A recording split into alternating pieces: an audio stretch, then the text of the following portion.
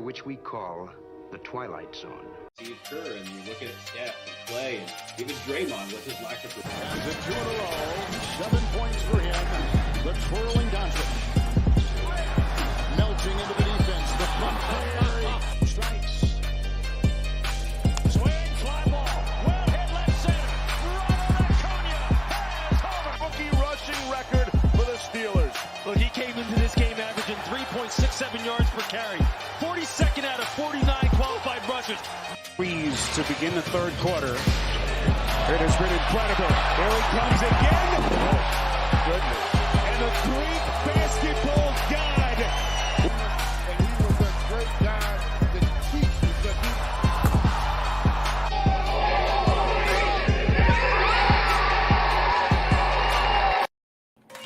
the Ladies and gentlemen, welcome to Rally Towel Sports. I am Corey. With me tonight is the one, the only, Mr.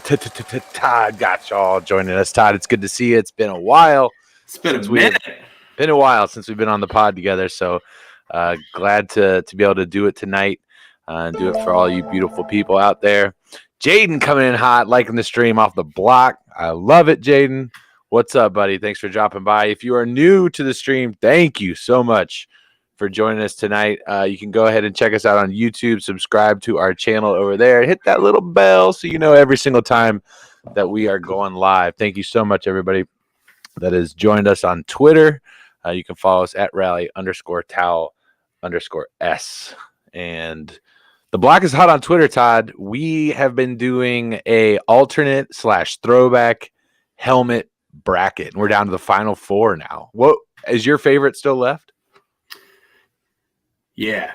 Oh yeah, it's still in there. So for those that don't know, the Final Four is consisted of the throwback that the Falcons have going on right now, the red helmet with the black falcon, the Cincinnati white tiger helmet, the Patriots old school Patriot center, right, and then the Carolina Panthers matte black evil side, I think is what they've called it. Their evil twin.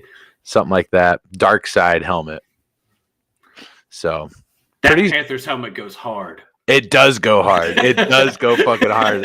I think I would say I'm surprised the Saints got knocked out though by the Patriots. I was expecting the Saints to win that one, but I'm not mad that the Patriots helmet won. I think that there's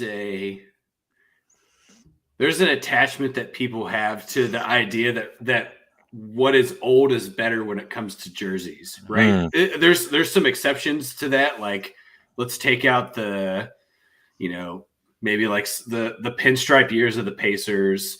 Even like, I think even like the post Reds pinstripe, the vest era that they had. The tank tops, the cutoffs. Now there's some like those aren't great. I don't want them to bring those back, but there's a lot of times I think people connect players to a uniform, right? Yeah. So like when I think of LeBron, I think when they first introduced the maroon and gold, right? That's what I think of. And you look at the Falcons, it reminds me of the 90s Falcons helmets. Yeah. Deion Sanders, primetime, baby. Yes, that's exactly where I was going. Yeah. Or so you get that nostalgia that comes into play as you're seeing these helmets, and I think that's why they're winning. So, go on our Twitter and vote for what your favorite helmet is. We got the Final Four. It's wrapping up tonight. Wrapping up tomorrow around noon. So get in and vote.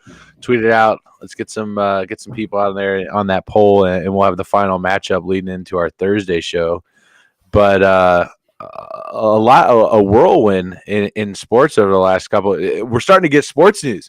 We're starting to get some football news. We're coming out of the dog days of summer, and I guess let's start it off with the biggest news yesterday. Kyler Murray signing an extension with the Arizona Cardinals, and it's not so much the extension that we're looking at here in this contract. Is it, Todd? What's drawing the most attention here?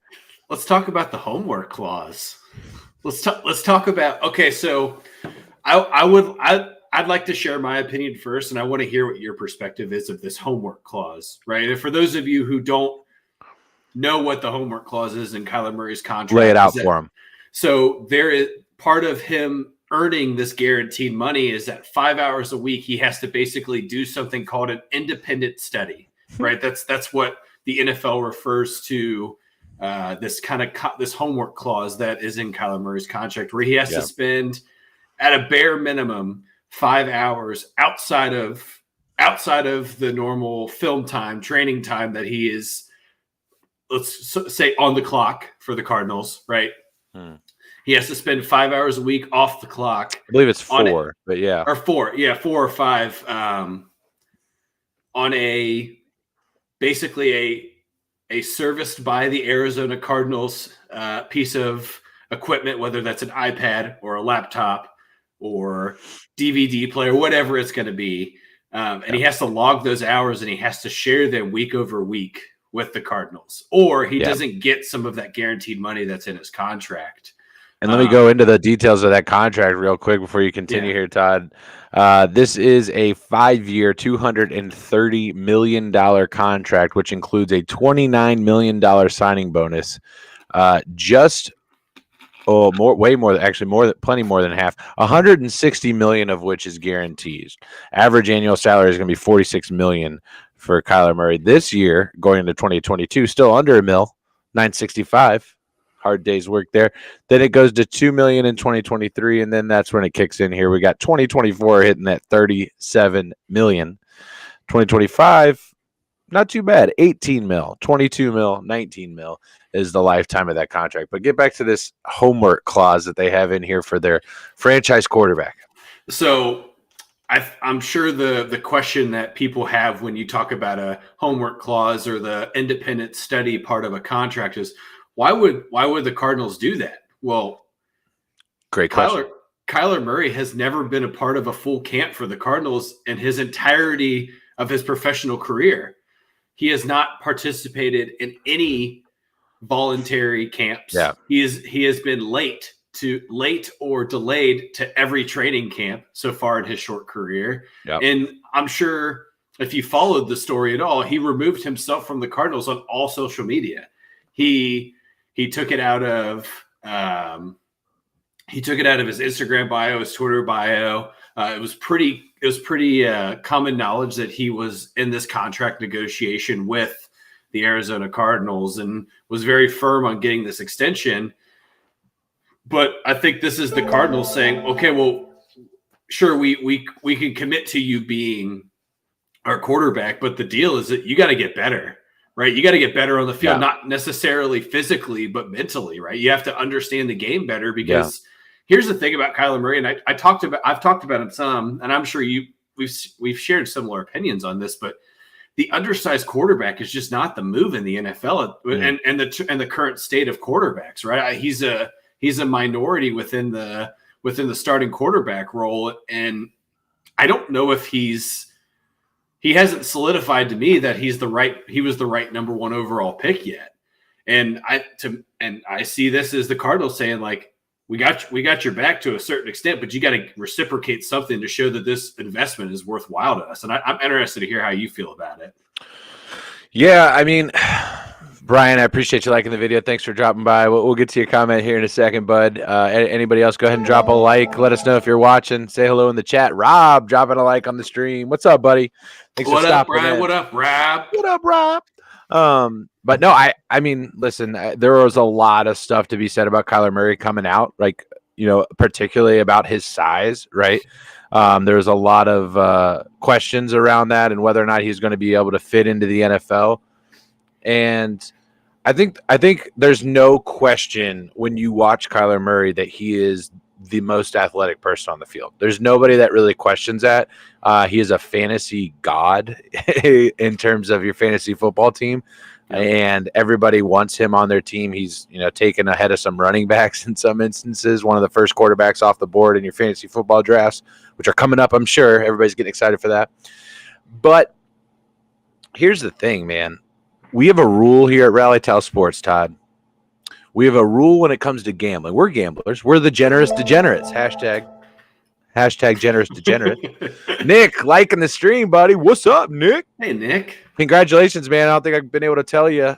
Congratulations on the wedding. I hope it was well, and I hope you had a great time. And congrats. And Todd already gave us a little bit about that, but I haven't shared the my anniversary is coming up, by the way, which is crazy. Sunday, 1 year already. Holy shit, really? Yeah, man. Fucking bananas. Anyway, there's no question about that, but look, we have one rule about the Cardinals on this podcast, Todd, and what is that rule? You don't trust the birds after Thanksgiving. You don't bet on the Redbirds after you cut the bird. You don't bet on the Cardinals after Thanksgiving. Every year, it seems like the Cardinals just come out so hot. I think they were 5-1. Were they fucking 8-0? They were 8-0 last year. They were 8-0. 8-0. They were undefeated. They were like, this team looks unstoppable. They look amazing. And then what seemingly happens every year for at least the last 2 or 3 years? They just burn out. They burn out after Thanksgiving. They burn out when it gets cold, whatever you want to say, whatever. They play in the NFC West. It's not cold, right? The only time they experience a cold weather game in their division is when they go to Seattle at the end of the year. It's almost like you can set your fucking clock to it, man. They will let you down at the end of the season. They've proven it time and time again.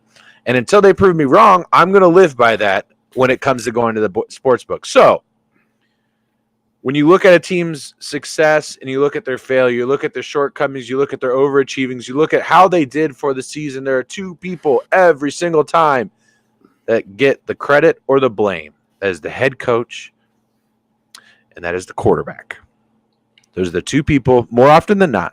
Now, obviously, Joe Burrow's rookie year, you're looking at the offensive line, you're putting some things there, or you look at other guys where he just doesn't have any weapons, things like that.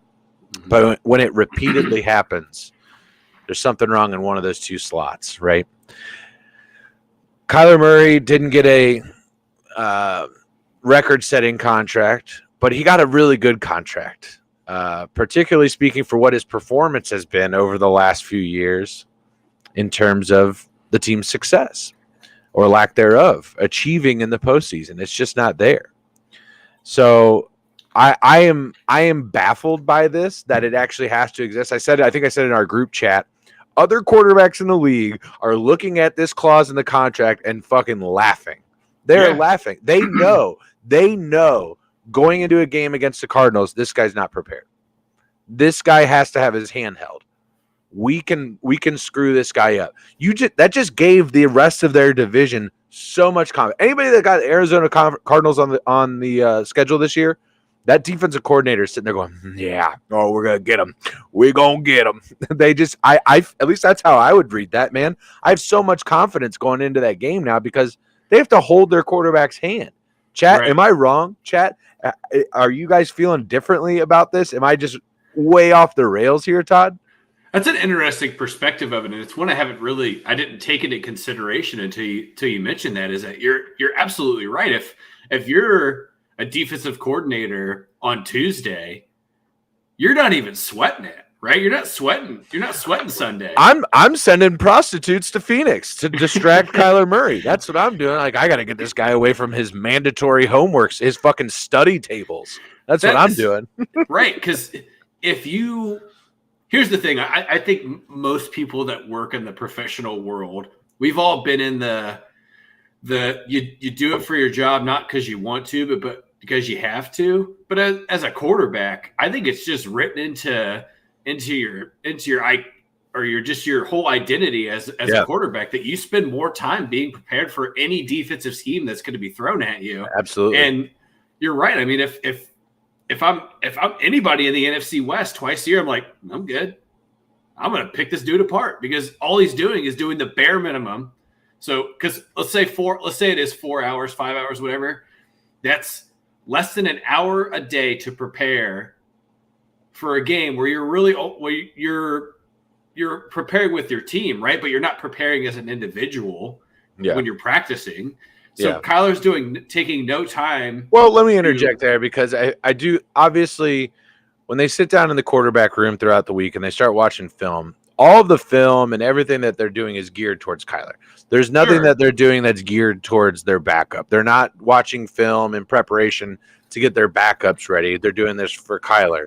But when you listen to some guy like Joe Burrow or Tom Brady or Aaron Rodgers or the list, you just think of any of these guys that are the upper echelon of the QB spectrum. They're doing that on their own.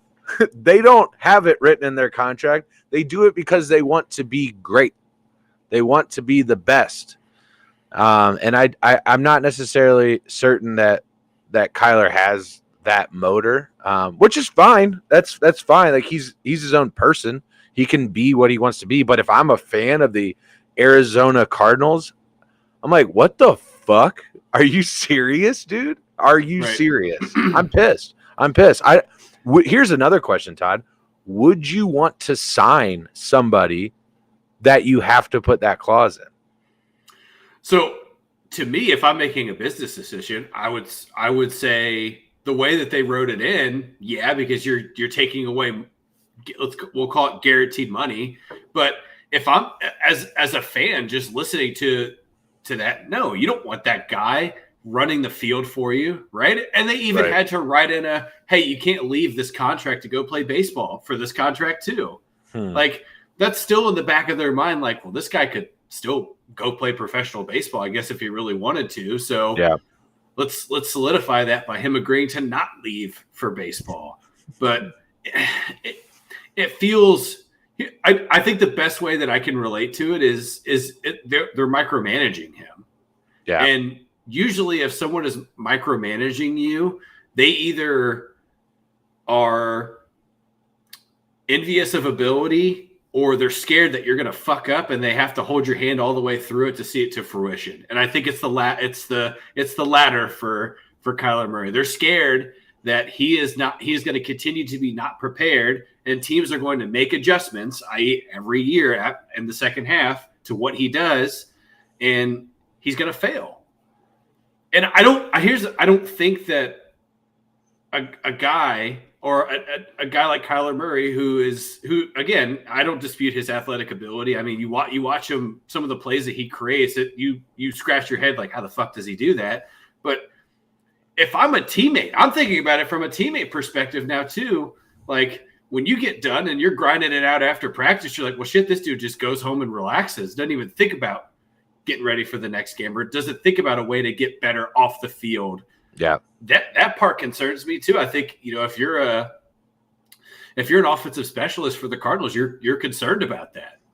Absolutely concerned. It'll be interesting to see how it plays out.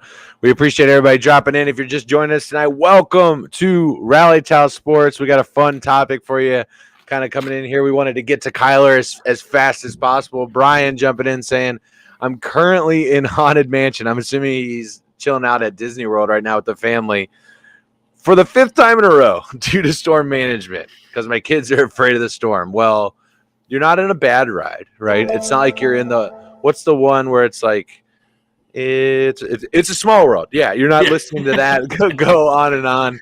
You're not in that. So it could be worse. We appreciate you dropping by. Jeff, Ryan, thanks for liking the stream, boys. What's up? Thank you. Rob coming in. What's up, boys? If you're just joining us on YouTube, go ahead and subscribe to the page. Bobby liking the stream with the night off, Bob. Thanks for dropping by. And Ryan just continuously hitting on me and you. I'm gonna just take it as for me, just because it feels right. But so all right. Here's Corey. Like, oh no, you don't have to, but you can if you want. You can. So all right, Todd comes to me. He's like, all right, let's do something different to start the show tonight. Like last night, you guys talked about tacos. He says, just out of nowhere, death row meal, last meal before you're dead. What is it? What is your meal that you can select? I'm like, okay, is this like, because I remember hearing, I don't know if it was like Ted Bundy or something, like one of these like really famous serial killers were like, I just want mint chocolate chip ice cream and I'm good. So I was like, is it that, or is it like just like you can have, chicken fingers and fries, just one dish? Todd says, fuck that. You're about to die. I want to know what is your go? Like, if you could prepare one meal, and it has to make sense, right? You can't be like, I want cereal and lasagna. You can't. I'm throwing the flag on some shit like that. It has to make sense. It has to be good. What is your last meal, Todd? It was your idea. I want to kick it off to you first. I've already got mine loaded in the chamber here, and it's an excellent one. Let me just say that. Jeff says Kylie Jenner's breast milk. You know what, Jeff? I mean, I think I have to alter my meal after. All right. Pause. Let's start over. Rewrite the intro. We'll get back into it. All right. So hear me out. So as we've said on this channel, I like to eat. No. So if I'm preparing for my final meal, I'm going to beyond maximum capacity. So here's what I do. I start off with a basket of O'Charlie's rolls. A whole basket. Whole basket. Give With me butter? the basket. The cinnamon butter and all that, yeah. Yeah, I mean, yeah. So give me the basket of 8. Give me like 3 little tubs of butter, and I'm just lathering these bad boys. I love it. Right. So then, after I finish off those rolls, I then ask for 2 extreme cheese conies with onions and mustard. That's the next part of my meal because I have to have Skyline before I die. Yeah, that makes sense. Yeah, you just have if you're a Skyline fan, you think that's probably one of the last things you think about. Like, oh, when's the last time I had a 3-way? Dead. Yeah. So then I'm deciding. Here's the thing. So how this started for me was I use it as an icebreaker for new employees. This is how you welcome people to your company. All right. If you were on, do you say the words death row? I say if it's your last meal on earth. Okay, good. All right. Yeah, I don't say. So let's just say you just killed a family of 4. You committed the most heinous crime. Let's just hypothetically speaking. So, like, is this guy preparing for this? Like, is he looking for fucking ideas? Is my new boss a serial killer? Right. Well, and I had like these, for CarMax, I had these like 19 to 22-year-old young white males. They probably are just like, there's like pussy. I want pussy. That's what I want to hear. Dad, I got my first day on the job. This guy asked me what I would eat if I killed somebody. Oh my God. The person I killed.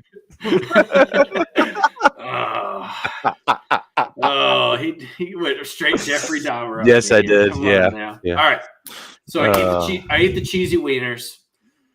I'm going prime rib, big prime rib, nice. Medium rare, horseradish sauce on it. Right. That's the red meat that I'm choosing. Yep. And then a big old side of cheesy potatoes, like like the sliced potatoes. Yeah, like scallop potatoes. Scallop potatoes. Yeah. All right.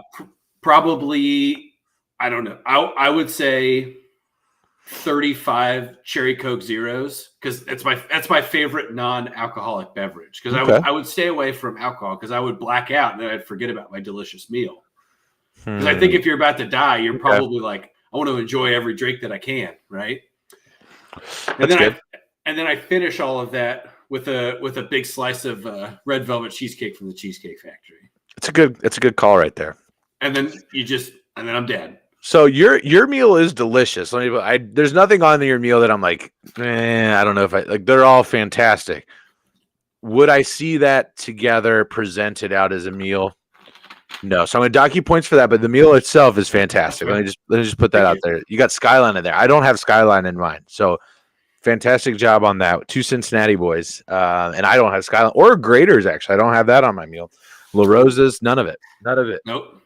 Skyline's the only one that's my caveat because I think the rest of the meal syncs up. But then if I'm going to die, like I need to have at least one cheese. You want to at least when you evacuate your bowels after you're dead, you want it to come out quick. So yeah, I want the grandstand that's watching me be executed to just.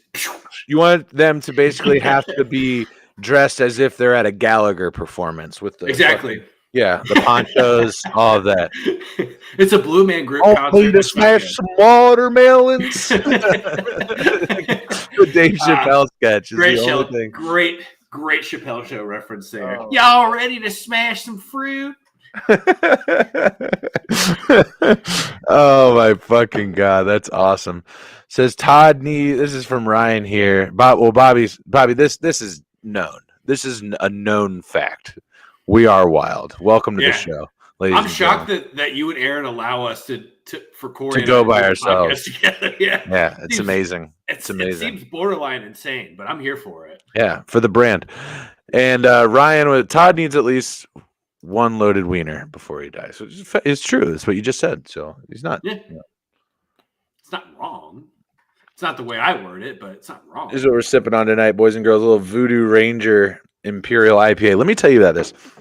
My wife calls me on the way home from work. She says, hey, so her company just ended the lease. They're working remotely from here on out. And they said, just clean everything out of the office. Anybody can, take what they have. Well, often they'll entertain clients or executives and stuff like that. And guess what was there? Just a shit ton of beer. She's like, babe, I have so much beer in the back of the car right now. I was like, I'm so mad. Oh, shoot. Oh, no. The fridge right here, ladies and gentlemen, the fridge right here is fully loaded. I've got Italian beer. I've got IPAs. I've got PBRs. I have a full range. I can be as trashy or as sophisticated as need be. Wearing the Johnny Cash t-shirt, so I might start busting out some fucking PBRs here in a minute. But, all right, on to my meal. We're going to start you off with something that's not super sophisticated. I might have to bust out the Italian beer here in a minute. Not super sophisticated, but something that is a guilty pleasure of mine. It's actually not very guilty. It's just a pleasure of mine. A nice, cold, crunchy Caesar salad. We're going to start with a nice Caesar salad. Honestly, when I go out to eat at a restaurant, fuck your French fries, fuck your steamed vegetables, fuck your horribly done baked potato that I could make at home. I want a cold plate with a crunchy, delicious Caesar salad. So that's coming out first. Bobby died a little bit when he just heard you say that. That's fine. I mean, Bobby is deficient on micronutrients such as vitamin A, fiber, and things like that. But it's okay. It's all right, Bob. It's good for you, and it's delicious. It's delicious. Caesar salads are delicious. I'm sorry. Yeah, I think it's the best available salad. I will choose a Caesar salad over any house salad at any restaurant. Yeah, get your fucking old tomatoes that have been sitting in that fucking dish all day. Goodbye. I don't need them. I just want the cold, crunchy lettuce, a little bit of Parmesan cheese, and some Caesar dressing. That's all I need. All right, so we finished the Caesar salad. We've woofed it down. Next, they're going to bring out a nice bowl with a hunk of lobster sitting in the middle, and just the bowl. They're going to gently drizzle the bisque over top. We're going to have a nice warm bowl of lobster bisque. It's going to be fantastic. Ooh. It's going to be fantastic. Okay. Next, we're going to be having a filet mignon with a lobster tail. Okay. With some grilled asparagus on the side. That's going to be our main dish.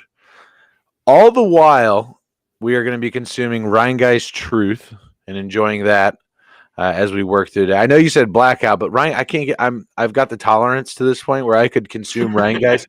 At the end of it, I'm like, I'm gonna fucking die. It's cool. I'm gonna enjoy the food and just have a good time. We finished the meal. We've washed down our Rheingeist. We're gonna have a nice glass of water, cleanse the palate, and then they're gonna bring out the largest piece. We were alike here. The largest piece of chocolate peanut butter cheesecake that they can find on planet Earth. I'm going to eat all of that. And post, I will end it with a Woodford Old Fashioned. That is how I'll end it all with the Woodford Old Fashioned. So there's my meal. Okay. I feel like I should be wearing a suit while I eat this. And just talking so much shit. That just seems like how I would go out. Just talking shit to all the waiters. Because what do you have to lose? It's Festivus, right? It's the airing of grievances. Exactly. Anything that's on your mind, you can say it because you're gonna die anyway. So you can say doesn't matter. Hold nothing back. Yeah. Caesar salads are awful for you. Elaborate, Bobby. It's literally lettuce and cheese. There are no carbohydrates. It's fiber, water, and fat. That's it. I'm curious as to how they're awful. Enlighten me. I'm ready to learn. Is it the anchovies? I'm ready to learn. There's eggs in the dressing, so eggs in the dressing. Too. Yeah, and anchovies are in the dressing as well if it's made properly. Okay. But no, that is my meal. Just the whole while I'm eating, I'm just telling the whole wait staff, I'm not fucking tipping you. By the way, I'm just eating it. Yeah, so I can't wait. Yeah, can't wait for that meal. Inevitably, then you just stiff them, right? Say you're not on death. Say you're not on death row, and you just know it's about to. You just walk out of the restaurant. Yep. I'm gonna call the cops. Do it. Fucking pussy. All right. Anyway, ladies and gentlemen, thanks so much for dropping by. We are just getting started here on Rally Towel Sports. We talked Kyler Murray. If you want us to recap Kyler Murray, drop your comments on the contract. Most importantly, drop your comments on the homework clause. Kyler Murray has to do 4 hours of film study every week per his contract, or he will lose money from his contract. Absolutely insane, never before seen, at least to our eyes. So drop your comments on that. If you want to talk more about it, we will get into it a little bit. If you're watching us on YouTube tonight, we appreciate you. Go ahead and subscribe. Even if you're not watching us on YouTube, do us a favor. Hop over to our YouTube channel, youtube.com. Just search Rally Towel Sports. You'll see us right there. And go ahead and subscribe to that channel. We're trying to get it popping. And obviously, you see our Twitter handle down there below, where we are having an alternate/throwback helmet bracket. We are in the final four. You can go and vote for your favorite helmet right now and see who moves on to the finals, which will take place tomorrow afternoon. Head over to Rally Towel Sports on Twitter and check that out for us. So, one of the things that you brought to us, Todd, for tonight's show, you've seen this a little bit in baseball recently with the Nike City Connects, and they are sexy. I love the Marlins uniforms. I love them. I think they are gaudy as fuck. They look like Miami Hurricanes, and I'm all about it. I love the Brewers City Connect uniforms. They're sexy as hell. But you know what? The NBA is coming out with some sexy uniforms for next season, Todd. What do we got going on? So they've at least announced 4, right? So if you get on Twitter and you find your way just searching the Detroit Pistons, you will see the hashtag all over Pistons Twitter, hashtag return of the teal. So for us, this is really important because this is what we know the Detroit Pistons as, right? So absolutely. If you were born post 90-91, there you go, Bob. We're 91 boys. When we watched the Detroit Pistons, whether it was on NBA Live or maybe Thursday Night TNT, it was teal. It was the teal Piston uniforms. And ladies and gentlemen, they are back, and they are beautiful. They are beautiful. I think that that's the 3rd uniform they've announced. I think it's the most important one they've announced so far because the people that are paying. Tell us what all the ones that they've announced so far. So the Cavaliers have been announced. The Spurs. And now are these other ones, are they throwbacks or are they more just fresh takes on their jerseys? So there's it's both. So for like the Cavaliers, for instance, they've mixed in some of the new colors with the old uniforms. So like the blue and black of years past, it's now maroon and gold, and they have that old Cavs like ball going through the hoop logo. That's one of their uniforms. Yeah. And then they have an alternate of the big C on the chest that's black. Yeah. And then they have, so the Spurs are bringing back the George Gervin era Spurs uniforms, which is the all black lettering with the silver around the numbers and the letters and stuff like that, which I think are fucking beautiful. Yeah. They're also doing their alternate is they call it the Alamo theme, so it's kind of like a Native American trim across the side underneath like the armpit down through the shorts. It looks beautiful. The Utah Jazz. Spurs are doing that, you said? Yeah, the Spurs. And then it'll say SATX. That'll be on the chest. SATX on the Native American ones, or the Return of the Alamo. Nice. The Jazz are bringing back the – see, Arlo got really excited when he heard about the Spurs uniforms. He had to come over and tell me. I think he's just excited about this brother-to-brother connection that's fucking happening right now because you literally said the Jazz. And then Nick jumps in the chat with the Jazz. So I think that, to me, that's the second best one that's coming back. The the Mountain Jazz uniforms are what we know the crossover as, right? The Byron Russell crossover with Jordan. It's so sexy. It's one of the most notorious images in NBA history, and these are the uniforms that they're wearing. And if you like basketball, that's how you remember Karl Malone, right? Yeah. I mean, that's Stockton to Malone was in the mountains. So, and I'm so ready as a Jazz fan. I'm so ready for Jordan Clarkson to be the face of my franchise. It's just going to be fantastic. It's going to be so cool. Arlo's pissed too, dude. He's like, this is bullshit.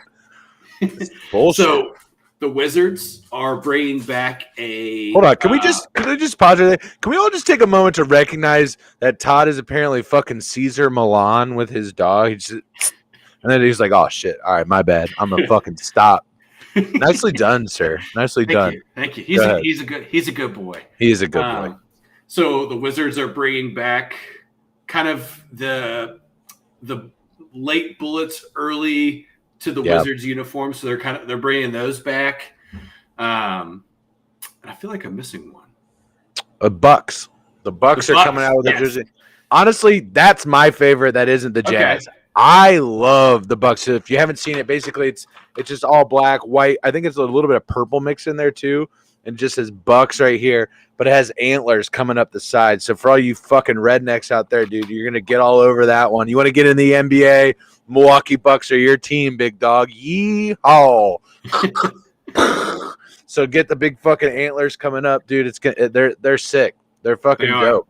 They're dope. I might need it. Like, I'm at a point now as a Jazz fan where, yes, I want to get the new uniforms really bad. I'm definitely not getting a Jordan Clarkson uniform. At this point, I'm not buying a fucking Donovan Mitchell uniform because I had a Rudy Gobert jersey and he's fucking gone now. Donovan Mitchell likely to be traded, if not this year, next year. I'm not buying that. Isn't that the worst as a fan? Like, do you have a curse? Have you been in a phase where you just like get a jersey and the guy's gone? I've had a pretty good streak other than Rudy. That was a gift, by the way, but where, you know, I have a Joey Votto jersey and then a Joe Burrow jersey, both of which feel like they're going to be there for a while or have been there for a while in Joey Votto's case. Ryan with a Burrow comment that we will get to, Ryan. Stick on that, man. Appreciate that comment. Do you know anyone or have you ever experienced someone that like seemingly just buys a jersey and then the dude gets fucking traded or, you know, he retires? Or So my life experience of it was I bought a Tyler Eifert jersey and that lasted. And it was impulsive, but it was like but it made sense, dude. He was the shit. He was the shit. So like I like the outdoor company that he is a part of. They make really good stuff. I use their stuff pretty. What's it called? What's their company called? It's called Udu, YUDU. So they make really, really high quality waterproof stuff, which I needed when I worked for CarMax because I was outside all the time. And if I was at an auction in Michigan, like I was for 2 years, I needed some stuff that could withstand the Detroit winter. And he made that type of product because it was mostly hunting and fishing equipment. Did you know that, sidebar, athletes that have made things, did you know that Jordan Palmer invented the rubber wedding ring? No shit, really? Did you know? Yeah, I just learned that. I listened to him so he was on I forget what fucking podcast he was on. It might have been like the Momentum podcast or one of those sports podcasts. And yeah, Jordan Palmer started the company that is like has the most famous brand. Obviously, there's lots of brands that do the rubber, like the wedding rings that you see the athletes wearing, but he has like the most prominent one. Isn't that fucking wild? I would have. That's a great. What up, Jordan?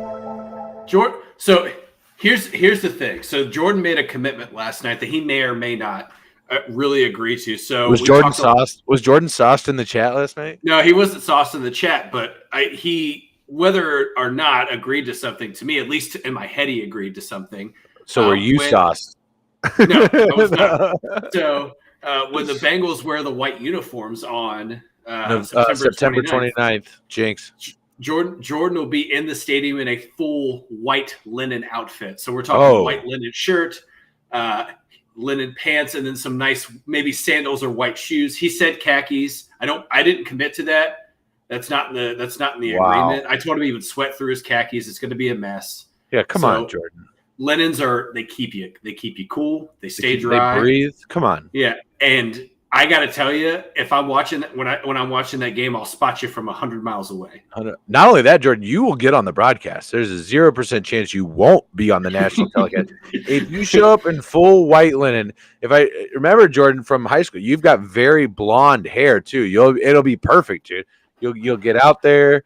You'll be in the full white linens, and you'll basically look like Backstreet Boy from the Millennium album. It's going to be fantastic. It's going to be fantastic. I'm here for it.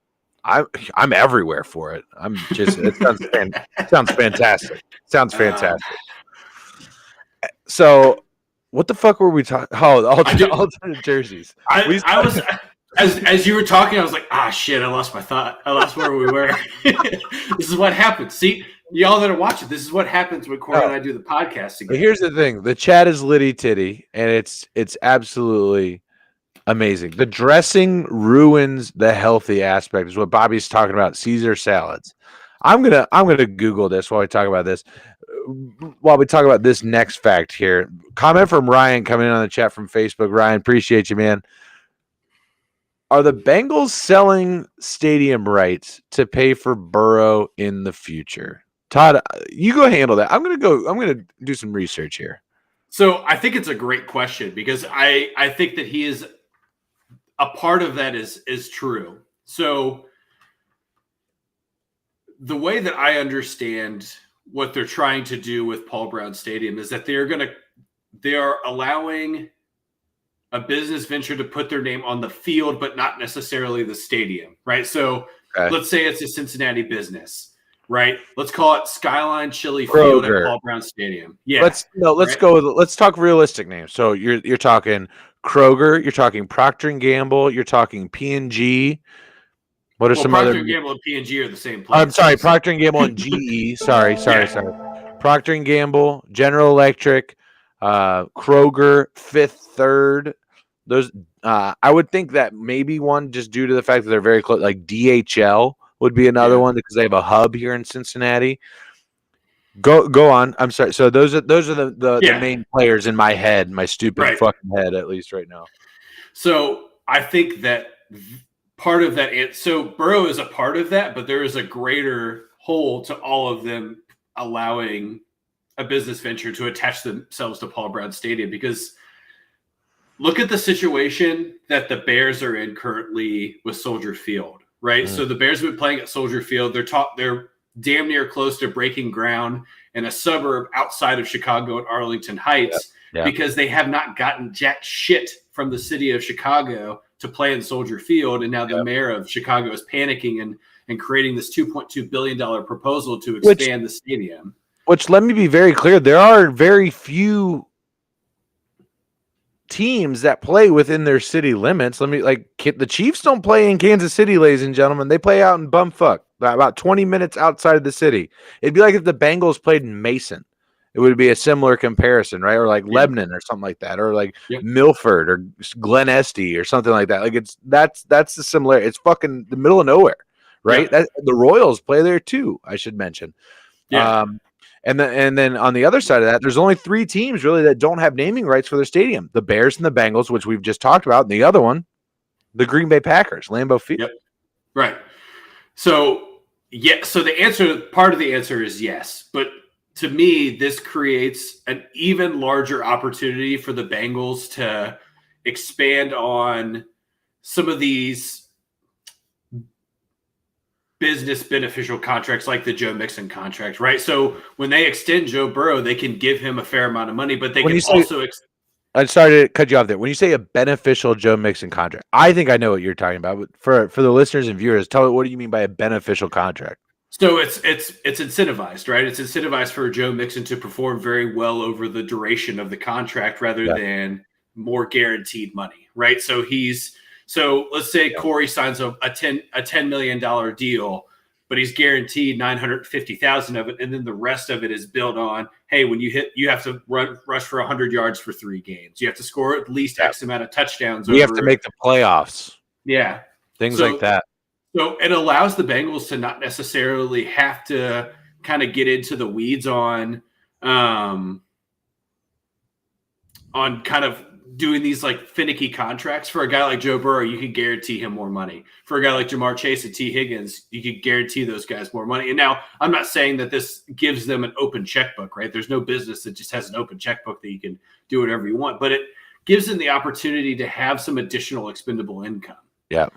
And also still have the opportunity, as much as people in Hamilton County don't like it, but also allow the taxpayers to still build in some additional money to the stadium so that they can continue to make renovations and make it an experience for everybody, right? And that's where I that a lot of companies or a lot of franchises do that. It's X Stadium or X Mary Field got at y'all Stadium. like the street. Hi, Mary. Just Hopefully yell that up. Yeah, just like, hey, thanks, Mary. Hey. Yeah, there you go. Mary's the best. She's the best. No, I love it. I absolutely, as a Bengals fan, I absolutely love that they're doing this.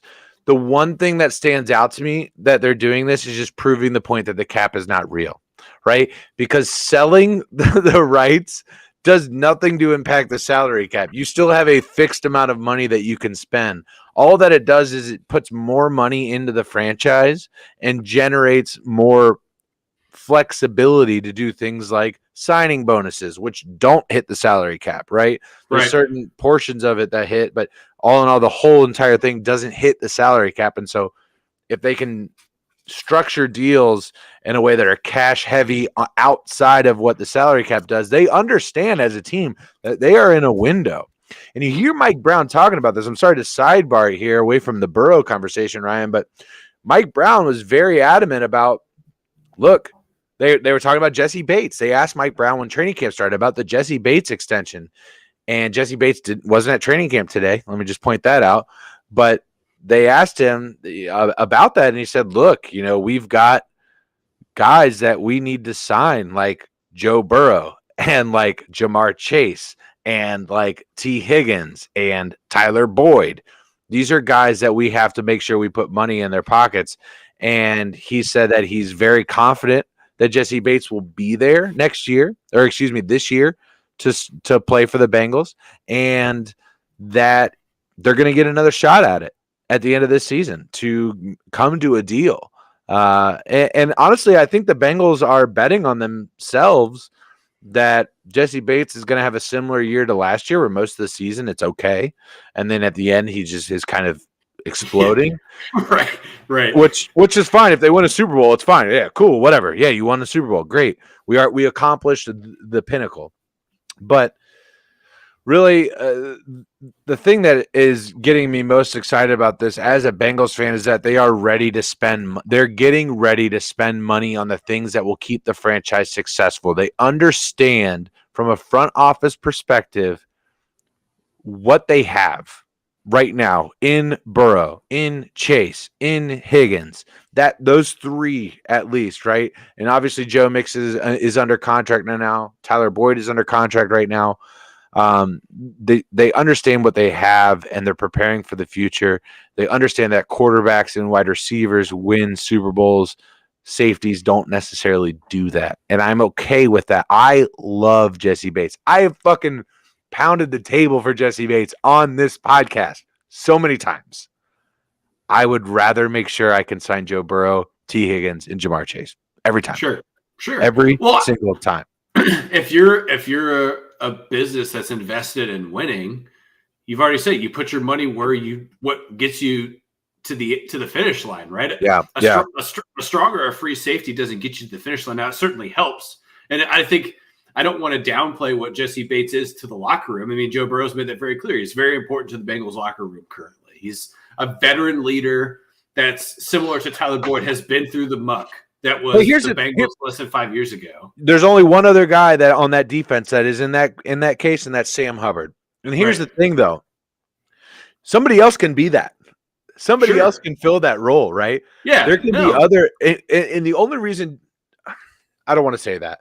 What I was going to say is the only reason he's there is because he stepped up to do it. That's not true because Jesse Bates has characteristics that bring him out. This is not an anti-Bates podcast whatsoever. In fact, both Todd and I think are very strongly in favor of keeping Jesse Bates on the Bengals as Bengals fans. Yeah, absolutely. But what I want to say is that this team is very, very, very young.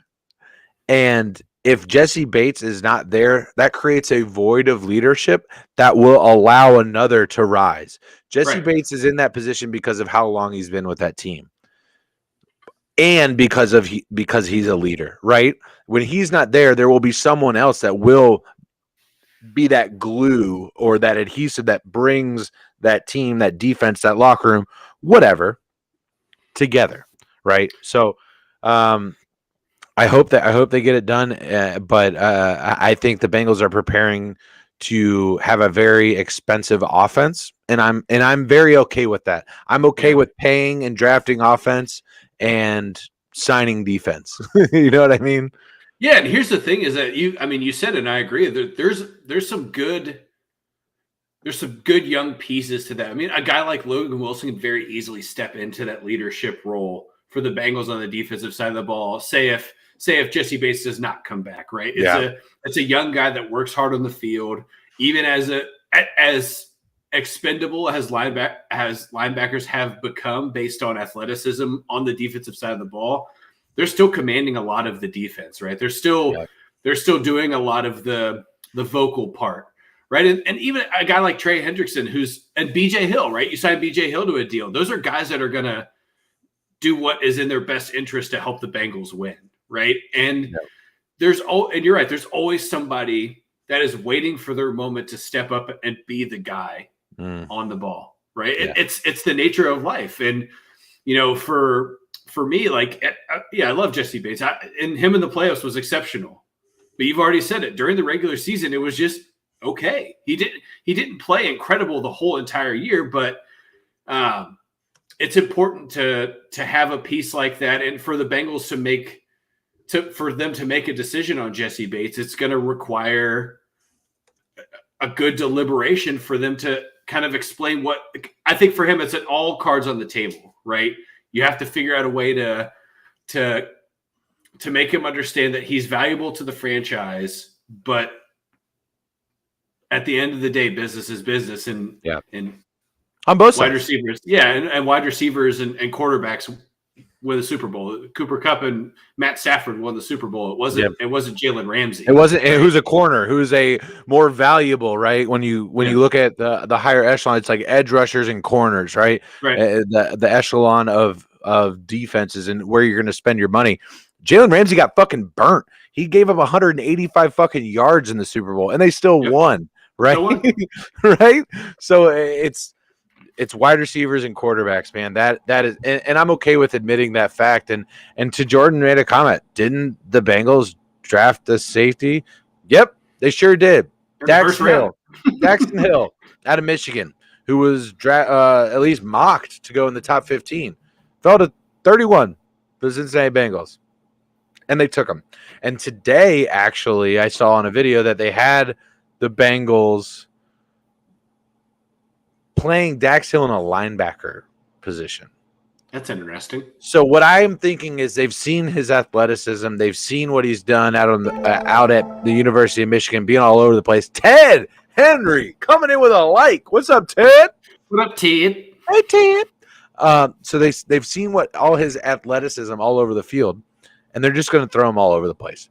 They want him near the ball to be able to stop runs. They want him to be able to float around and just be an athlete. And, dude, that is the one thing that I will say that since Zach Taylor has come on to the Cincinnati Bengals, and this isn't a Bengals podcast, we're going to get away from it here in just a second. And for all of you that aren't Bengals fans, I appreciate your patience here. But the one thing that I can say about the Bengals and what they have done since Zach Taylor has taken over, they've drafted athletes.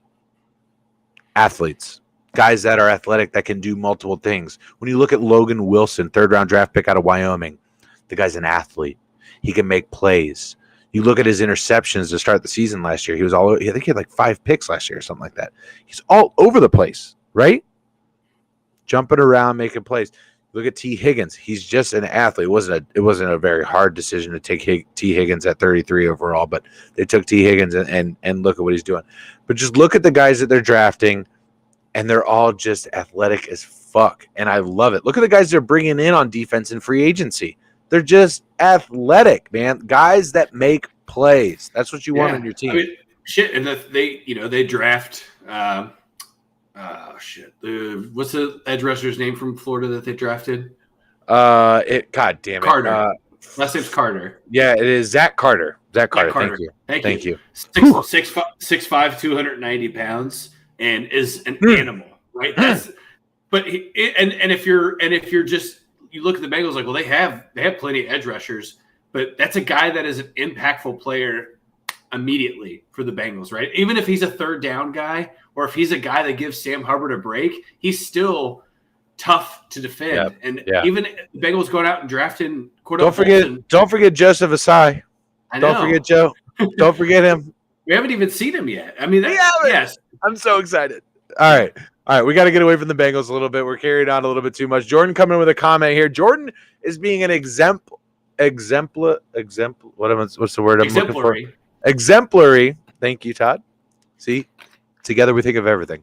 An exemplary chat member right now, just coming in and leading discussion. That's what we want out of you guys. This is your show. We're just here to look silly, okay? And I already tweeted out, if you jump in the YouTube chat, Todd will show nips.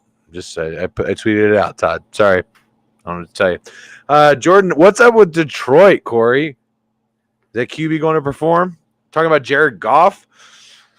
Look, man, I don't know. We're going to get a good look at Detroit here as we get into the season because they are on Hard Knocks. And, dude, I am excited. I am excited because Dan Campbell, head coach of the Detroit Lions, is a fucking goofball. He's a character. I think if Todd, myself, and Dan Campbell went out to a bar, we would probably get into trouble. We would have raised it. There would be a lot of Miller Lights consumed, probably quite a few Jameson pickleback shots thrown down. It would be a night. I think over under 4.5 kneecaps bitten. If the three of us went out, me, you, Dan Campbell. Over. And it ends with the three of us singing "Living on a Prayer" by John Bon Jovi. God damn it! At the top of our lungs. Damn it! It's America. That's freedom. That's freedom, ladies and gentlemen. It is freedom. I think I think that's more of an apex of the night. How I think it ends is we're teary-eyed hugging each other, singing "Jack and Diane" by John Cougar Mellencamp. I think that is a more accurate description of how that. Yeah. I fucking love you, man. Bars close. He looks at us and goes, "Coney Island," and we hit a Coney Island and we eat our faces off, and then we go to sleep. God damn it. It's awesome. And we wake up and he's cooking eggs and ripping Peters. Just on his fourth Marlboro Red, just hanging out. Say, what's up, guys? Hey. I don't know why I just went to Ed Ogeron there, but it just made sense. But no, man, honestly, I'm fucking pumped for the Lions this year. So Vegas has them at 6.5 wins right now. I would take the over on that right now. It's one of the most bet on overs in win totals right now in Las Vegas are the Lions. They started at 6. Everybody was hammering the over on that. I'm over on 6.5. USA Today came out with the Lions at 8-9 this year. Remember, they won 3 fucking games last year. So why? Why do I think the Lions are going to do well? Well, Aiden Hutchinson, number 2 overall. Think he's going to have an impact. Is he going to be Myles Garrett this year? Probably not. That's just not realistic. Myles Garrett wasn't Myles Garrett in his first year. It actually was very underwhelming in his first season. A lot of people throwing out the bus bullshit. Aaron can attest to that. He had to feel a lot of that shit as a Browns fan. Aaron, one of the co-hosts here on Rally Town Sports, he had to deal with that when they first drafted because he didn't play well, right? Well, he played well. Let me back that up. He played very well. He wasn't top 10 in sacks, and so that was like, oh, he's a bust. First overall pick, he's a bust. Myles Garrett has proven to be one of the best edge rushers, if not top 3 edge rushers in the league. Yep. So Aiden Hutchinson isn't going to be on that level, but he will have an impact. So that's great because their defense lacked that. Their defense is still lacking. But the Detroit Lions, without question, have one of the top 5, arguably top 3 offensive lines in the NFL. That's something that needs to be noted and should be taken seriously. That's fantastic for them. They have great weapons now, in my opinion. They signed DJ Shark in the offseason. Amon-Ra St. Brown came on like a fucking freight train at the end of the year, and they just drafted Jameson Williams, one of the most highly touted wide receivers in college football. He may not be back until like week 4 or something like that, but you never know just how those things go. I think the Lions are kind of easing them into it as they go, but we'll see where Jameson ends up. But that's a solid wide. If Jameson Williams is what we think he is, that's a very good wide receiver core, right? If DJ Shark doesn't have to be the number 1, that's really good. And when you have a guy that's a grinder like Amon-Ra St. Brown, fantastic. The Lions are feeling really good about that. Oh, wait. They also have one of the best receiving tight ends in TJ Hawkinson, who they took at number 8 overall 3 years ago. The Lions have historically had bad draft picks when it comes to tight ends, a la Eric Ebron and Brandon Pettigrew. And we can continue down the line here of Lions drafted tight ends that are just fucking abysmal. But TJ Hawkinson seems to have fit the bill, and it's fantastic. No, he's not. He's better than those guys already. He has had better seasons than them already. TJ Hawkinson has. Not to mention a guy that a lot of people were curious about coming into the league, but it seems to be doing really fucking well. DeAndre Swift, man. DeAndre Swift is a fucking dog. And I know a couple weeks ago or last week, we had asked about running backs that are going to kind of pop off the page. And we had talked for your fantasy football leagues. We talked about J.K. Dobbins as being a guy coming off injury that I think can really pop. Travis Etienne. Obviously, Najee Harris could be a guy that could take over the league next year for the Steelers. DeAndre Swift is in that conversation. DeAndre Swift can be very, very effective. He can catch the ball. He can hit the hole. He doesn't go down easy. The Lions have offensive weapons. Really, the thing that they're missing is effective defense and a elite quarterback. If they had Russell Wilson, the Lions would be a playoff team. No question. Wow. And I don't even think Russell Wilson's a top 10 quarterback right now. Sorry. Threw that out there. Hot take of the day. Hot take of the day, ladies and gentlemen. Russell Wilson is not a top 10 quarterback in the league. He just hasn't proven that. Maybe he can prove me wrong next year. We'll see about it. So the Lions, I'm very excited to see what they can do. Jared Goff is serviceable. I'd say just below average. He looked really bad to start the season, but started to put things together, as did that whole team, which is to be expected under a rookie head coach, right? It's not going to happen all at once. And what was the one thing we said about the Lions, Todd? What was the one thing that we said about them when we watched a Lions game? It's a ton of heart, but they just get roster to roster. They just didn't have the ability to win. They played their ass off for him. They played their ass off.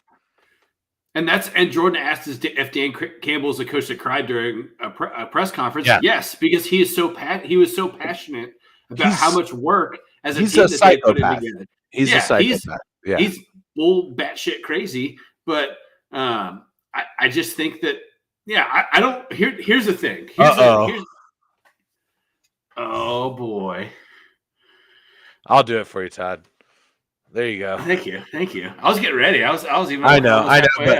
But Aaron's gonna be like, I want Todd's nips, though. I've seen Corey's many a times. That's what he's saying. So, a hot take, a thing that has changed for me is that a guy that I work with, I've recently come to find out is a huge Detroit sports fan. Nice. He was born in the suburbs of Detroit and now lives in Columbus. Detroit-ish, where I live. Yeah, exactly. Aaron says he wants the nips. He gets the nips. Here's the deal. You jump on the YouTube chat. Oh, there it is. There they are. You get Todd's nips. Here's the thing. We're demonetized across the board. It's over. We're prostituting ourselves at this point. Whatever. So, we're fine. We're the bad boys of YouTube. I now have a guy. So I have two people now that I could talk Detroit sports with, right? So I have Corey, who's in the heart of it, right? And then I have a guy who is a huge Detroit Pistons, Wings, Lions, That's awesome. Tigers, just crazy. And we were talking about Dan Campbell, and he said, so he's a little bit older than us. He said, but in my lifetime of being a Detroit sports fan, I've never felt more confident in a head coach than I do Dan Campbell. And he didn't say it's nothing team related. It's nothing about the fourth. He said Dan Campbell is just a guy that he's just a guy that he would take a bullet for. That's his personality. He'd take a bullet for his team. I thought you said your friend would take a bullet for Dan Campbell. I was like, God damn. No, I don't think he's that passionate. He's a big Detroit sports fan. But you know, and Detroit's done small things, right? And we talked a little bit on our own about Jeff Okudah and how now we're into year 3 of him being on the Lions, and now he's into his 3rd defensive coordinator in 3 years, and what his impact is going to be on that side of the ball. And it's hard to be a top 10 pick on the defensive side and be able to make a consistent impact, right? Because your schemes change. What Jeff Okudah did really well at Ohio State is he was excellent in his zone coverage. He's great in zone coverage. He struggles in man coverage. That was known. He was made aware of when they played Clemson, right? T. Higgins destroyed him when they played. Ate him up. When they played. And he's had to play these single man coverages against the best wide receivers. Devontae Adams twice a year. He's had to cover him. So he hasn't lived up to being a top 10 pick, but he also hasn't been in the right scheme. And now Dan Campbell has said that he's going to build around his best talents, and that's on the defensive side of the ball, and that's Aiden Hutchinson and Jeff Okudah. So I'm interested to see how they're going to mix this in, and I agree with you. I think this is a team that could definitely win 7 games. Yeah, I'm not going to sit here and say I'm not saying they're going to the playoffs. I'm not ready to say that. But I think they're going to take a step this year. And we just saw today, Jeff Okudah, he's not on the physically unable to perform list. He's out there for training camp. He's gone. And, man, like, I'm not an Ohio State guy at all. Like, if anything, like, Aaron, like, kind of likes Ohio State. He's more about this team right here, the Bowling Green State University. But, like, we have, like, maybe I'd say, like, 10% Ohio State representation here. So this has nothing to do with that. But, like, I would just be really happy if Jeff Okudah could turn it around, just because it would just be a cool story, right? Number 3 overall drafted corner. You don't take a corner that high unless he is Jalen Ramsey, right? You don't take a guy that high at corner unless he can be that for you. And he has since proven to not be that for the Lions. So if he could at least turn it around to be like a really good starter, that would be an amazing recovery story. And also, it would just prove that not Dan Campbell, Matt Patricia should be launched into the fucking sun. That's what that should prove. If Jeff Okudah's career can be turned around by a race car helmet wearing, kneecap biting, press conference crying Dan Campbell, if he can turn it around with Dan Campbell, Jeff Okudah, I'm saying, then it just proves that Matt Patricia with his fucking pencil and backwards hat like he's working at a fucking Arby's should be launched into the fucking sun. It should never touch the sideline of the NFL again. Fuck Matt Patricia. I'm not even that, like, Lions are my NFC team because it's my hometown now in Detroit, and I'll root for them so long as they're not playing the Bengals or in any way could impact my playoff seeding, which would never fucking happen. I'm always rooting for the Lions. Matt Patricia is the greatest con man to have ever come into the NFL. But bar none. What did he do in New England? Nothing. He was a defensive coordinator under Bill Belichick. What is Bill Belichick's number one thing that he's good at, Todd? Well, not needing any coordinators because he doesn't have any, but it's defense. Defense. Thank you. Yeah, it's fucking defense. It's defense. And Matt Patricia's like, I had a really good defense over there in New England. And if you listen to one of his fucking press conferences, he's like, yeah, this week we're just really just trying to focus on getting back to fundamentals and just like working on pad height. You're working on pad height. These are NFL players, and you're working on pad level, bro. Pad level. We talking about pad level. These are NFL football players, and we're talking about pad level in week fucking 9. Seriously. It's just absolutely fucking insane. I cannot go on enough about how big of a fucking con Matt Patricia is, and now he's folding towels and licking asshole back in New England. So good for him. But Jeffrey Okudah, if you turn it around, dude, will be the biggest. You'll be CB1 Rally Towel Sports. We've already said that Robert Williams is our big man of the Rally Towel Sports podcast. Yeah, Jeff Okudah, if you turn it around, you're CB1 here at Rally Towel. We're gonna get you on the show, big dog. Nothing but love. Nothing but love. Nothing but love. Get him in the chat, boys. We'll just get him in the chat. We'll get Jeff Okudah hanging out here. Get him to follow Rally Towel. If anybody, first person gets him to follow Rally Towel, we will give you a free Rally Towel Sports hat, and it's sitting on my desk right now. So I'll give you my hat.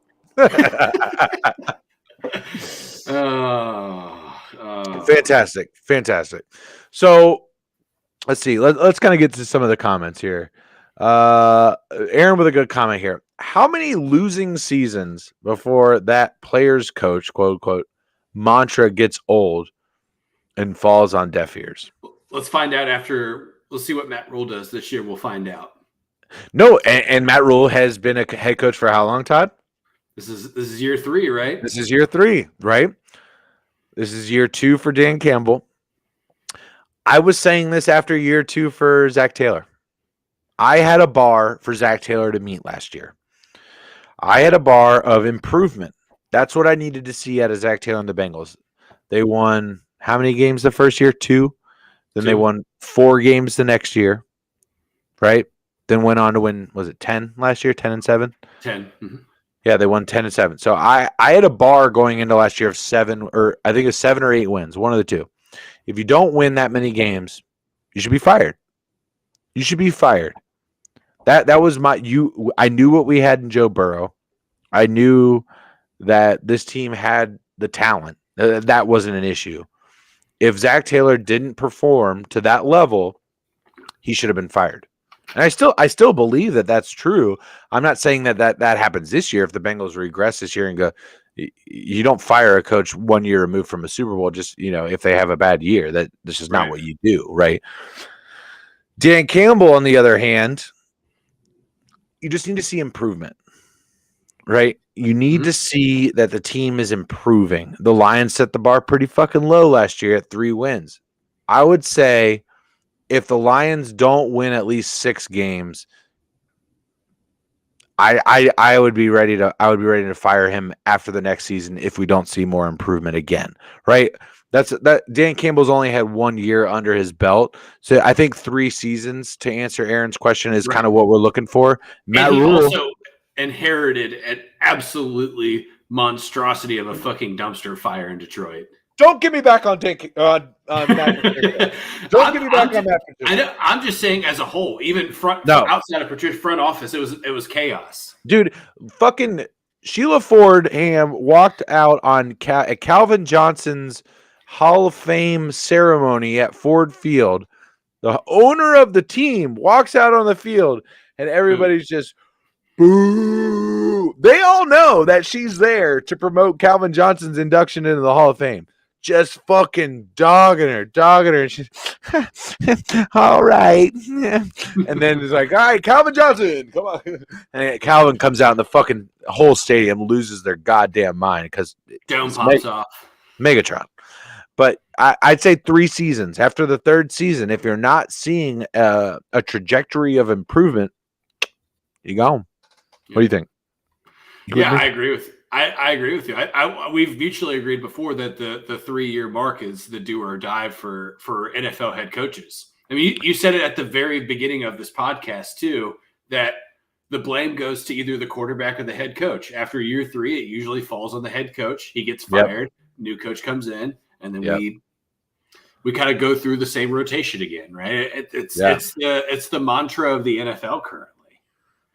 This is probably one of the best ideas that we've ever had because, one, Marys as a whole are fantastic, and the future Mrs. Mailing, I know from personal experience, is the best. I love you, Mary. You're awesome. And this is a fantastic idea. So Aaron says, I'm watching with Mary right now, his fiance. Aaron, obviously co-host here at Rally Town Sports, said we should do a swear jar for one episode and donate it. That's what? Marys are very smart. Marys are very smart. That's a good idea. Mary has watched a lot of our podcast, and she always tells me that I need to watch my language. So yeah, but fuck that, dude. But maybe we turn it into something great. You know what? The scene that literally just popped in my head is literally like Sam Elliott and Jeff. God damn it! The actor's name is just Jeff Bridges sitting at the bar in The Big Lebowski, and Sam Elliott's just like, let me just ask you one thing, dude. He's like, what's that, man? You got to say so many curse words, and Jeff Bridges looks at him and says, "Fuck you talking about, man?" that is literally what I'm imagining right now. No. That's fantastic. I think we need to enact this. We're gonna do this the night of the light beer draft because we're gonna be drinking beer and we're gonna swear, and we're gonna have a swear jar. We're gonna put it up on the screen. Bobby's gonna figure this out. He's a genius. We're gonna figure this out. We're gonna put a swear jar, and chat, you're fucking involved too. And we're gonna have it on the screen saying that this is going to be a cussing for a cause. If you swear in the chat, if one of us swears in the show, you throw in $1, right? And we'll see what we can raise. And we'll who gets to pick the next charity? We haven't done a charity in a minute. I do. I get to pick. Todd gets to pick. Todd gets to pick the next charity. That's fantastic. I'm excited. This is awesome. This is awesome. The generous degenerates are back. Thank you, Mary. God damn. Yeah, they are. Let's go. Oh, this is fucking beautiful. This is beautiful. The chat's going wild right now, Mary. Aaron, watch more shows with Mary. I think that's what we're learning today. Watch more shows with The moral of the story is that Marys know more than we do. That's true. Mother Mary, Mrs. Gotchall, future Mr. Mailing. It's all there. Dude, did I already tell I'm officiating that wedding. They're allowing me to do that. Oh, you are? I'm the officiant. I'm a groomsman first and foremost. Okay. Because he asked me to be that first. But I'm also the officiant. Right? That's fantastic. Dude, I have dual roles, dual citizenship at this fucking ceremony. It's going to be sick. No pressure. No pressure. I'm just very important to the whole fucking thing. It's no big deal. Like Mary, Aaron, their family, and then me. Here's the Mary. You watching your language during the ceremony. Yeah, good call. Then it's Aaron. Yeah. Right? Because it's important. Because Aaron just not crying as much as he did at my wedding. I think that is important as well. Because his makeup will run, and then he just won't look, Right. Because I imagine, Aaron, you can correct me if I'm wrong, but I think I know you pretty well at this point. Aaron will spend several hours in hair and makeup preparing for this ceremony. Yeah. And it'll be like semi-pro where they put eyeliner on because they're going to be on TV. Who's the guy from American Idol that like tours with Queen?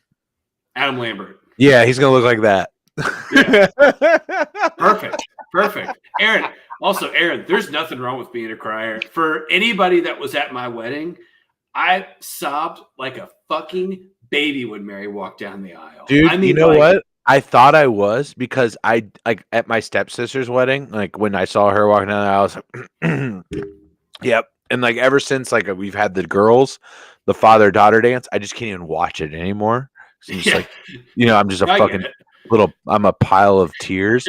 I saw Katie come to the end of the aisle and I was just steady. I was fucking Leonardo DiCaprio in The Departed. I was fucking just, yep, this is it. This makes sense. I'm good. This is everything. Yeah. I was so fucking nervous until I saw her. Once I saw her, I was fucking, so I had a similar positive effect, but different. You know what I'm saying? It was still a positive, but it was just a different reaction. No, I just turned into a big old bowl of mush and just lost all ability to control any emotion, and I just ugly cried as she walked down the aisle. It was great. Beautiful. It turned into a great picture because there's a picture of Nick and I standing next to each other, and we're both ugly crying. So what? Wonderful. we're just having fucking fantastic ideas from the chat tonight. I appreciate everybody coming to hang out. Jordan, can we please get a T-shirt? Generous Degenerates Rally Towel. I think that sounds fantastic. I like it. I almost think having Generous Degenerates on the front would be better.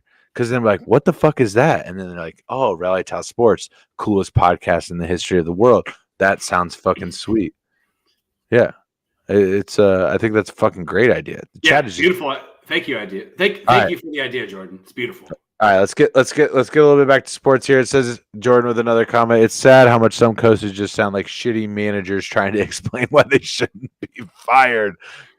Dude, nothing is more true than in baseball. That is not more true than in any other sport than in baseball. That's exactly where my head went. Dude, who'd you think of, Todd?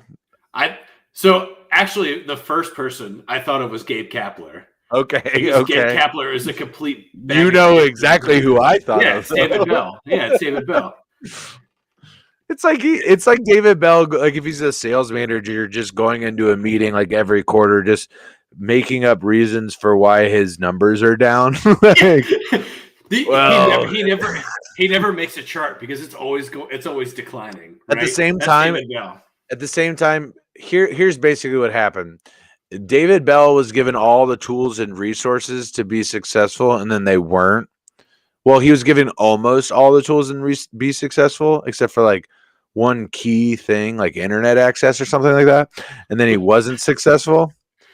And then now he just has none of those tools, and he's still not successful. Right. It's like he starts a remote job, but they didn't give him. He doesn't have a computer. They didn't have a laptop. Yeah, they didn't give him a laptop. He's just sitting at his desk, just like going through the yellow pages. Gonna just call some people. David, can you get on that Teams call? Yeah.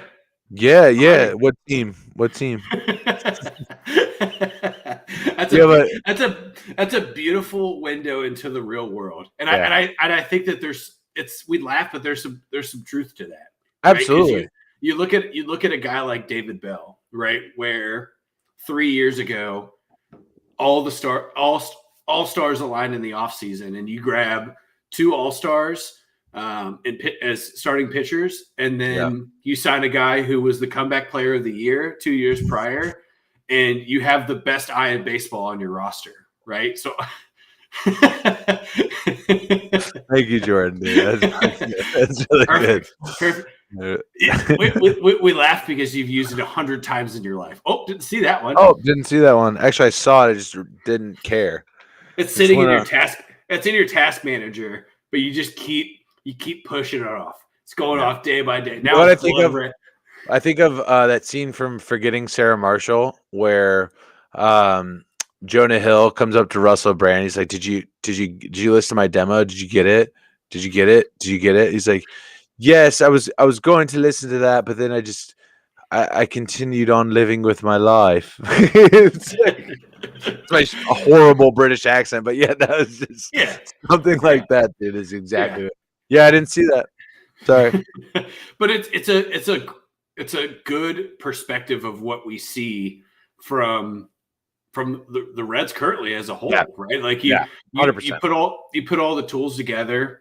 Yeah, COVID sucked. It didn't pan out, but they still made the playoffs, and then they didn't score a run. Nope. Right?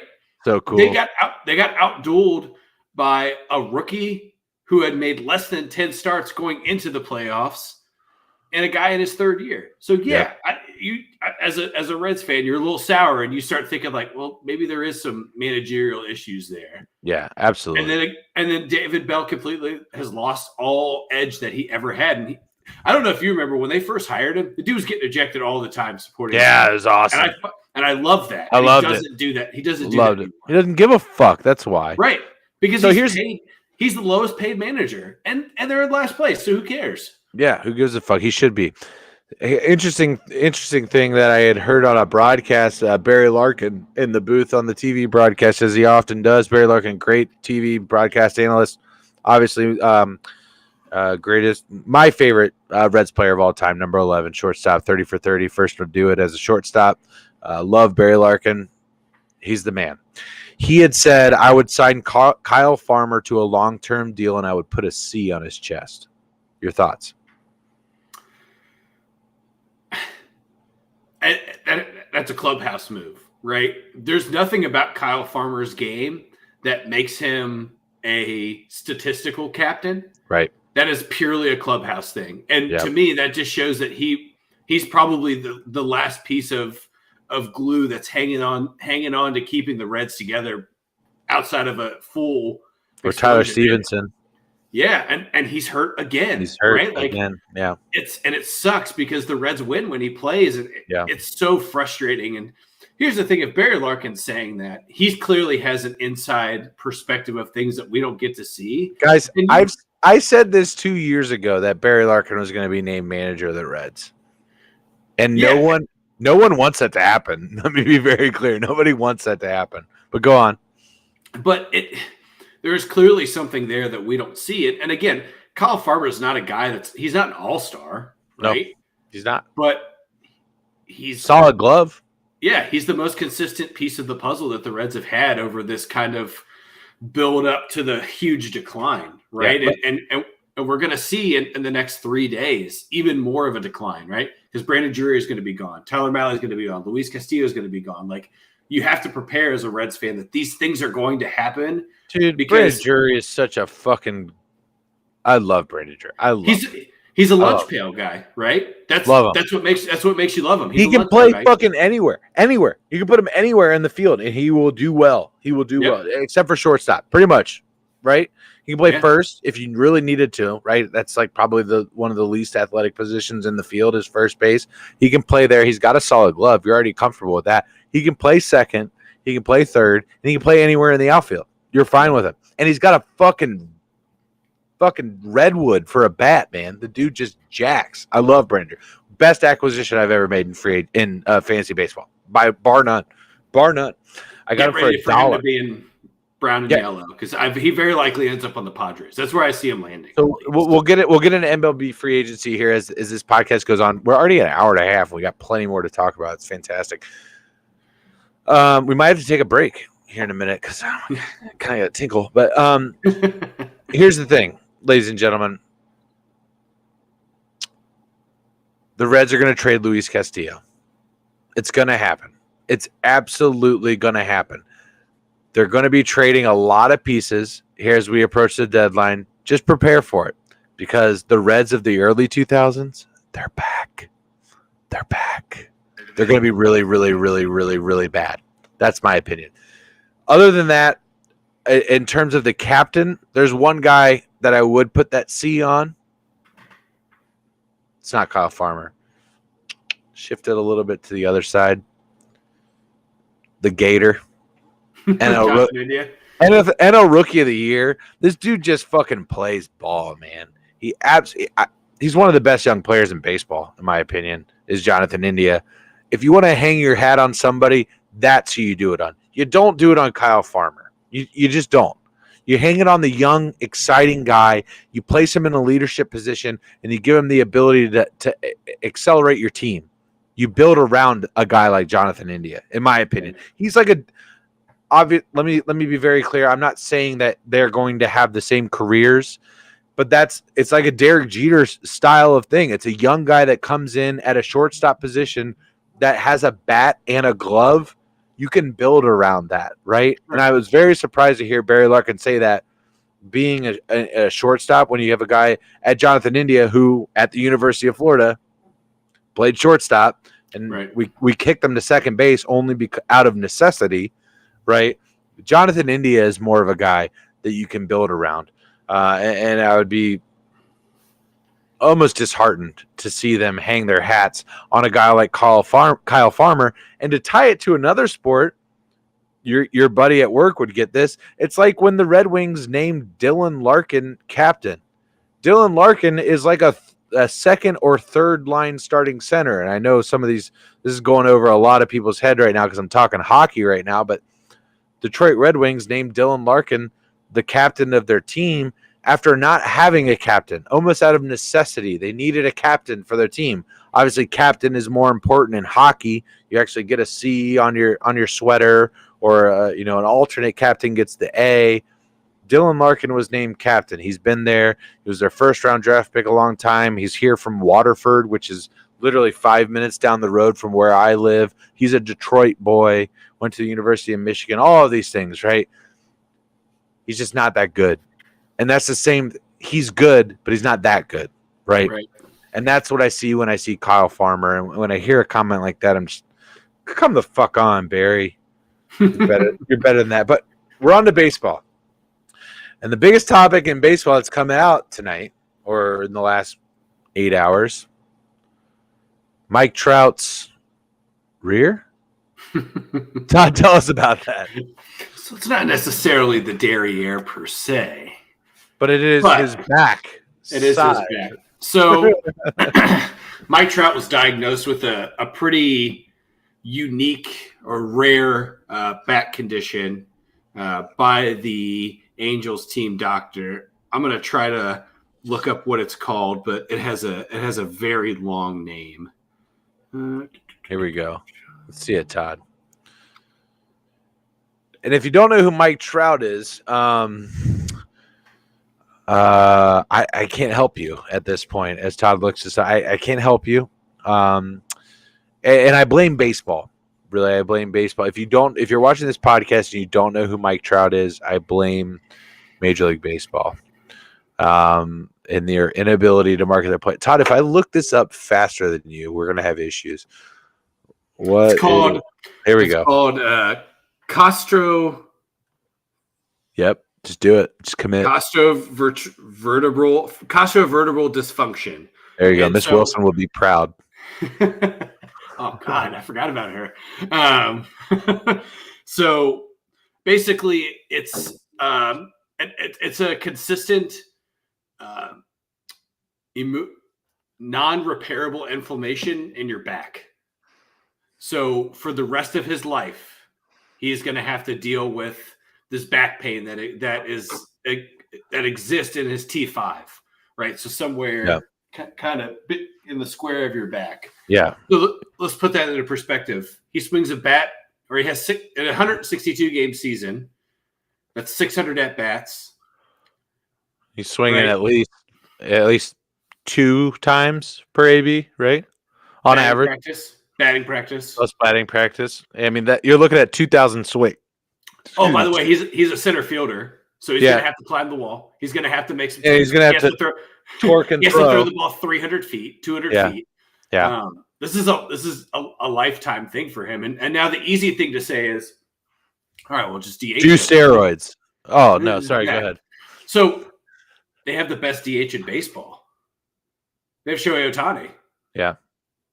So for now, so Mike Trout's response was, I'm just going to play through it. I got to figure out a way to manage the pain and be able to play with this condition. But you're looking at a guy who, in his career, and I feel comfortable saying this, has been the best player since he's come into Major League Baseball, right? You look at a guy like him who was consistently an all-star, consistently putting up big numbers for a bad Angel post-World Series Angel team year in and year out. And then you hear of a guy who's kind of a nose of the grindstone kind of guy, have this condition, and then to hear him say, I just gotta deal with it. I don't know, but you have to realize that this is a long-term deal that's going to impact his career statistics and ultimately impact his ability to become a Hall of Famer, right? Because there's no chance he's not there already. You don't think he's there already? I don't. No. Yeah. Statistically, you look at him. He is a 5-tool player. So I put him in Andrew McCutchen in very similar categories in terms of the duration of their career. So they're both 5-tool guys who played very, very well early on in their career. Those early years of the Pirates, Andrew McCutchen's numbers you could put his numbers up against Griffey's early numbers in Seattle. They were very, very similar. And he was just as athletic as Griffey was in center field. But as he got older and he started getting injured, his numbers declined to the point where now he doesn't even get the Hall of Fame. It all happened when he cut the dreads. When he cut the braids, that's when it all went to shit. It's true. So it is true. He's like Samson. I think Mike Trout falls into that category now. Little Old Testament reference for you there. He probably plays 120 games, if that. because he's probably going to play 2, rest 1 all the time. You have to think his batting numbers decline, and now I could be proven wrong, and he could hit whenever he comes back, he could hit 300 the rest of the year and hit 15 more home runs. I would love to see that. You talked about Shohei a little bit, and we kind of alluded to that there. And we talked about free agency. Luis Castillo is going to be gone. Drury's going to be gone. You think about all these pieces that the Reds can move to really get into this rebuild that they're getting into now. Shohei is appearing as a free agency target for the Angels, who have imploded over the last 6 months or so. Where's a landing spot for him that makes sense? And why are they moving this guy? So it's funny because we talked a little bit about it last night, and I hate it, and I'm going to say it again, and I still hate it. I think he ends up in New York, and I don't. Yeah. And I say that meaning which city? The Yankees or the Mets. Yeah. I don't know. Right now, my heart tells me that he ends up in pinstripes. Okay, makes solely sense. Because he will continue to bring fans in. He's still going to perform, but there's a lot of pressure in New York. There's a lot of guys that have got Joey Gallo. Aaron Judge has more home runs than Joey Gallo has hits this year. That's a real stat. That's a guy that they traded for and gave a lot of money up to get him there. And now they're going to trade him away because he sucks. And I would hate to see a guy like Shohei, who's done so much for baseball in the last 2 years, or 5 years, let's call it, with his ability to be a dual position player. Yeah. And he's gonna go to New York, and they're gonna just completely debilitize. If he has a bad month, like say he starts cold, Yankees fans will turn on him quickly, right? Whereas being in the Angels are so bad that everything he does is a big deal. So I still think he ends up in New York. I don't think he ends up playing for the Dodgers. They don't necessarily need him. Right. They're already pretty much at their capacity of being as good as they're going to be.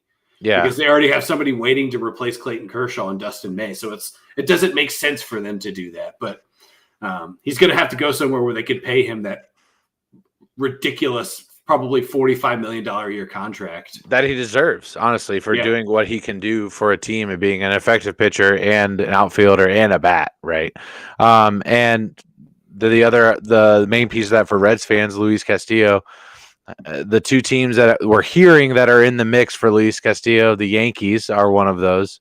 The other one, the Twins, where Sonny Gray was traded to. And which I think is hilarious. But it makes sense. They're a contender in their division, and they need pitching help.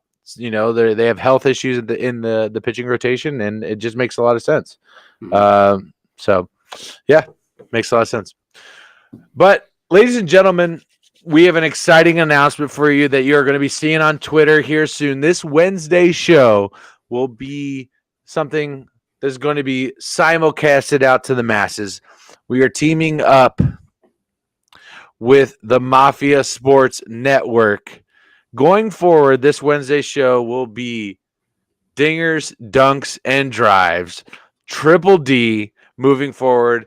We're going to be out to a larger audience out on YouTube. That's why we've been pushing the YouTube page so heavily. So we want to make sure that you guys are subscribed on our YouTube channel. Dingers, Dunks, and Drives starting next Wednesday. We'll be live on the Mafia Sports Network. So don't worry, you can still catch us here right on Rally Tal Sports. Tomorrow, we are going to be live with a special deep dive into the Titans. We got a couple of guys from a Titans podcast that are coming on the show, so be sure to come on out and check that out and have a great deep dive into some training camp and football news here on Rally Tal Sports.